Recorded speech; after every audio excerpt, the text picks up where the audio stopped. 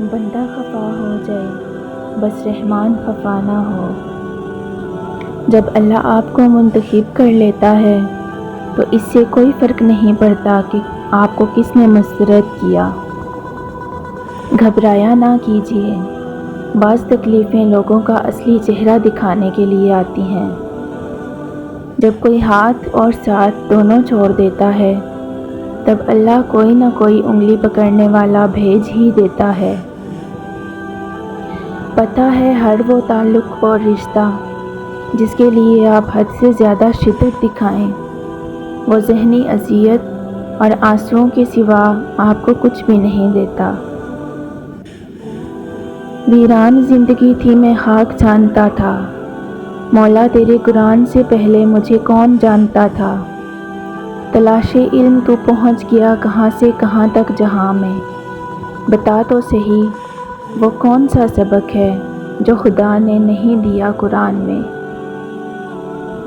ہتھیار سے جنگ تو جیتی جا سکتی ہے مگر دل نہیں، کیونکہ دل صرف کرداروں کے ساتھ ہی جیتے جاتے ہیں۔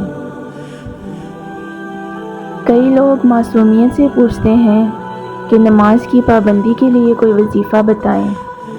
اس کا وظیفہ یہی ہے کہ وضو کر کے نماز کے لیے کھڑے ہو جائیں۔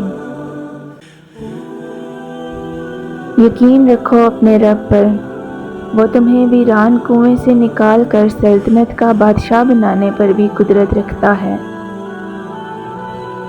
اللہ پر یقین والے دعا کو معمولی نہیں سمجھتے، وہ اللہ پر توکل رکھتے ہوئے ناممکن کو بھی مانگنا جاری رکھتے ہیں۔ مایوس ہونا چھوڑ دیں، کیونکہ جو دروازے زمین والوں کی تدبیروں سے بند ہوتے ہیں ان سے بڑے دروازے آسمان والے کے فضل و کرم سے کھلتے ہیں۔ ایسا کچھ نہیں جو میرے رب سے پوشیدہ ہو، اور ایسا کچھ بھی نہیں کہ جو اس کے اختیار سے باہر ہو۔ کوشش کریں جہاں رہیں وہاں اچھا کردار، اچھا اخلاق اور خوبصورت یادیں چھوڑ جائیں۔ لوگوں کی خدمت کریں، لوگوں کے لیے آسانیاں پیدا کریں، کیونکہ آپ تو چلے جائیں گے مگر آپ کا کردار، آپ کا اخلاق، آپ کی خوبصورت یادیں باقی رہ جائیں گی۔ جب انسان پیدا ہوتا ہے تو کچھ ساتھ لانے کی اجازت نہیں ہوتی، جب مر جائے تو کچھ ساتھ لے جانے کی اجازت نہیں ہوتی۔ مگر افسوس کہ اس زندگی اور موت کے درمیان یہی بنی نوع انسان وہ سب حاصل کرنا چاہتا ہے جو نہ ساتھ لایا تھا اور نہ ہی یہاں سے ساتھ لے جا سکتا ہے۔